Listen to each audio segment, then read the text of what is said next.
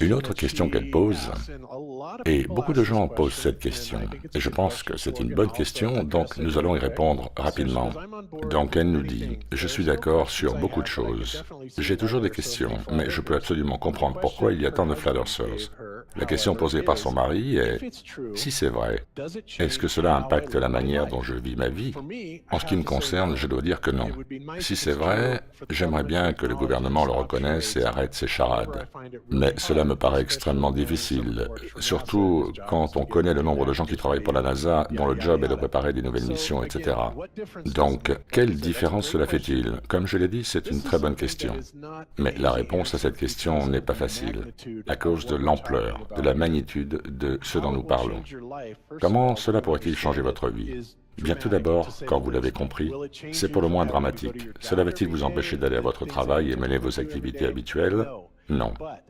Mais quand cette connaissance va devenir plus mainstream et que ces agences vont commencer à être tenues responsables, et vous savez qu'elles y participent toutes, pas seulement le gouvernement US, pas seulement la NASA, mais la Chine, la Russie, l'Inde, tous ont des programmes spatiaux, tous ont le même symbolisme, ils font tous exactement la même chose à leurs citoyens. Et la dernière chose qu'il vous faut vraiment comprendre est que la duperie va jusqu'en haut de la pyramide.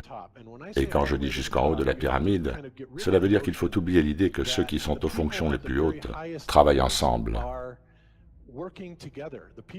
Ceux qui nous contrôlent, ceux qui contrôlent notre monde ne sont pas dans cette logique. Nous ne sommes pas naturellement dressés les uns contre les autres. Il n'y a jamais eu vraiment de guerre froide. Nous ne sommes les ennemis de personne. Tout ça n'est qu'une façade qui nous est présentée soi-disant pour notre bénéfice.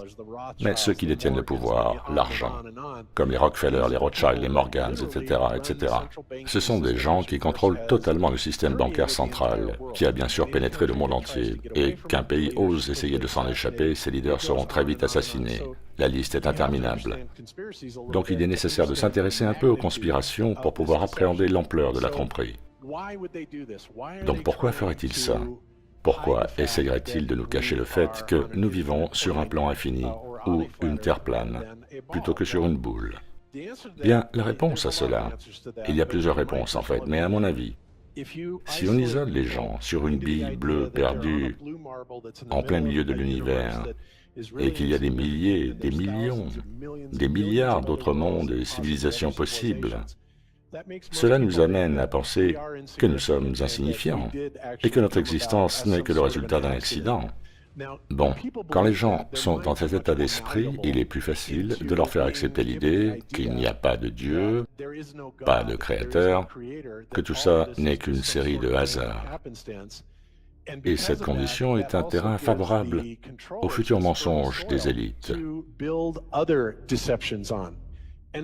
Et il ne s'agit que de contrôle, ne l'oubliez pas, il ne s'agit pas d'argent, l'argent est hors de propos.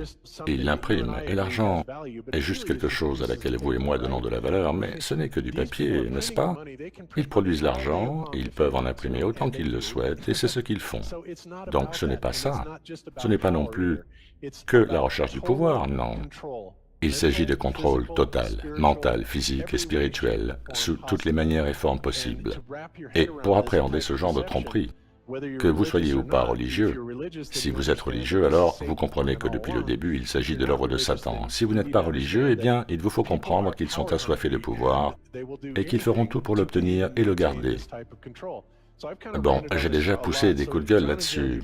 Donc John et Gerard, si vous pouviez intervenir et élaborer à partir de ce que je viens de dire, j'ajouterais juste que beaucoup de gens ne réalisent pas que fondamentalement, la pierre angulaire du nihilisme, et le nihilisme est une des versions les plus hard de l'athéisme, qui lui-même est probablement la religion, entre parenthèses, la plus populaire, tout du moins aux US et peut-être même partout ailleurs. Il y a de nombreux athéistes et la raison en est simple. C'est le principe copernicien, la théorie du Big Bang, la perspective des planètes et des galaxies qui ne sont que des poussières complètement insignifiantes dans le schéma global. Donc à partir de là, le fait est que si la Terre n'est rien de spécial dans ce grand tableau, alors comment pouvons-nous concevoir que nos actes de notre vivant puissent avoir une quelconque conséquence?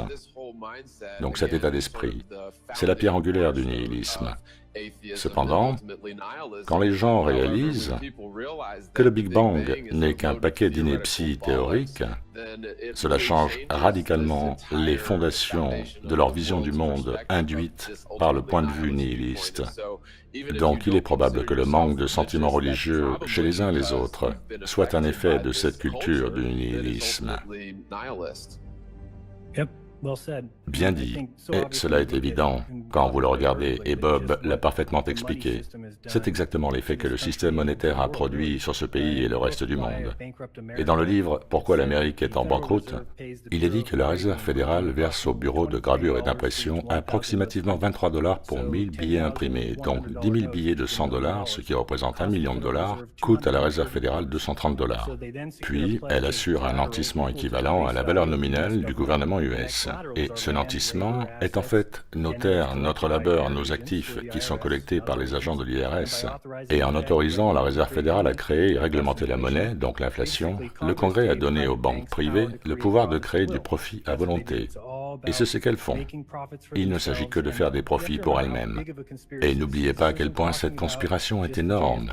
Il n'est pas seulement question de JFK, il n'est pas seulement question du 11 septembre, il est question d'un système genre paravent où du plus gros des mensonges découlent chacun des autres. Et rien ne peut renverser le pouvoir des élites car cela touche l'éducation, la science, l'économie, la télévision, les musées, les universités. Pensez à tout ce qui peut être manipulé.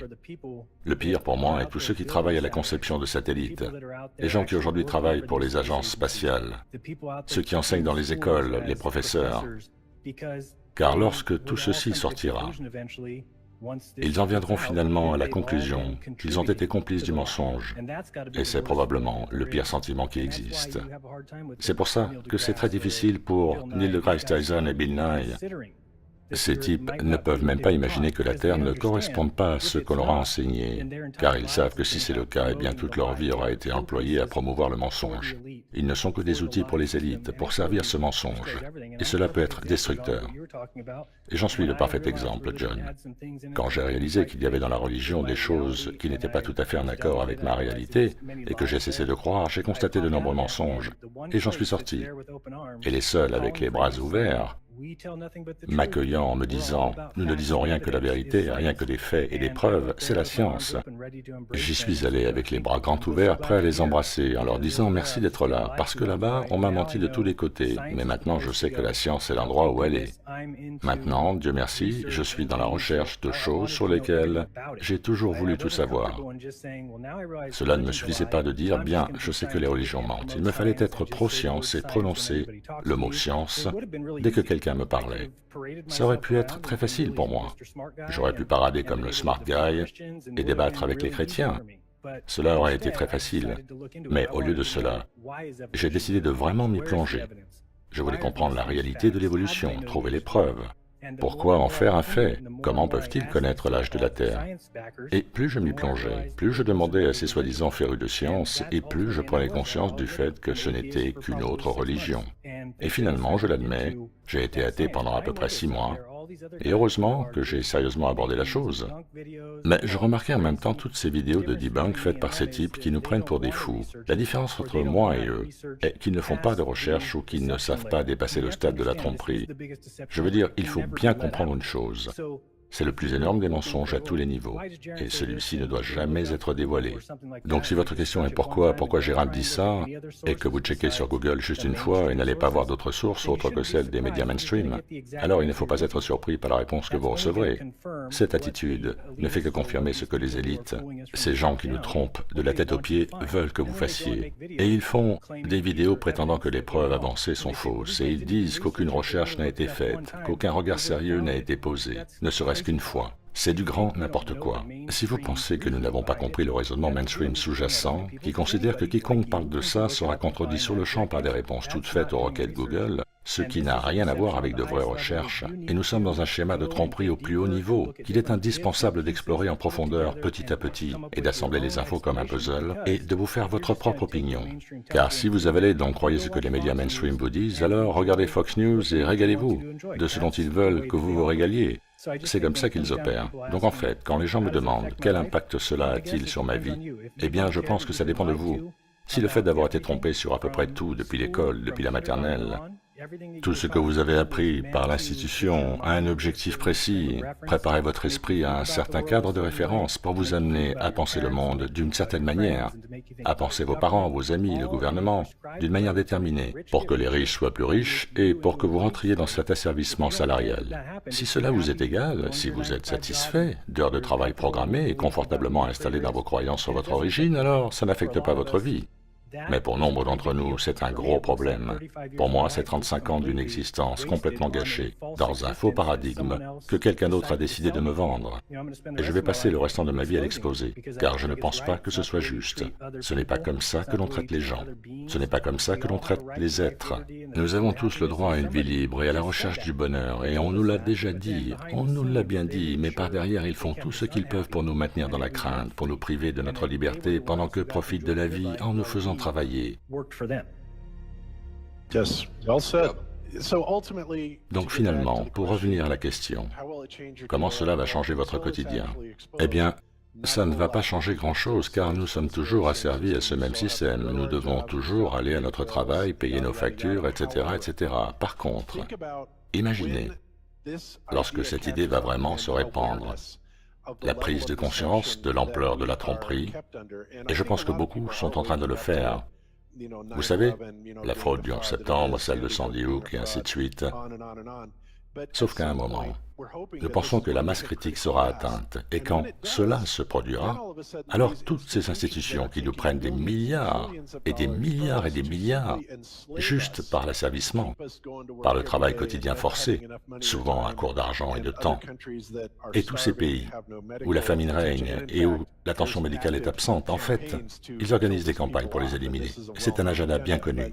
Mais si on enlève tout ça, quand tout ça n'existera plus, alors nous parlons d'un monde entièrement différent. Nous parlons d'un monde que j'oserais qualifier d'utopie, ce qui n'est pas nécessairement une bonne chose non plus, mais disons que ce sera beaucoup mieux que ce que nous avons aujourd'hui. Si les gens comprennent que nous sommes spéciaux, qu'il y a un créateur, et que vraiment, quand les gens auront réalisé ceci, le respect pour les autres et pour la vie humaine deviendra plus évident. Parce qu'on ne regarde pas quelqu'un en se disant qu'il y a un problème de différence, qu'ils ont tort, qu'ils sont marrants ou qu'ils sont bizarres. On doit se voir les uns et les autres comme des frères et se voir comme une famille. Et nous voulons respecter l'autre à un niveau dû à chacun.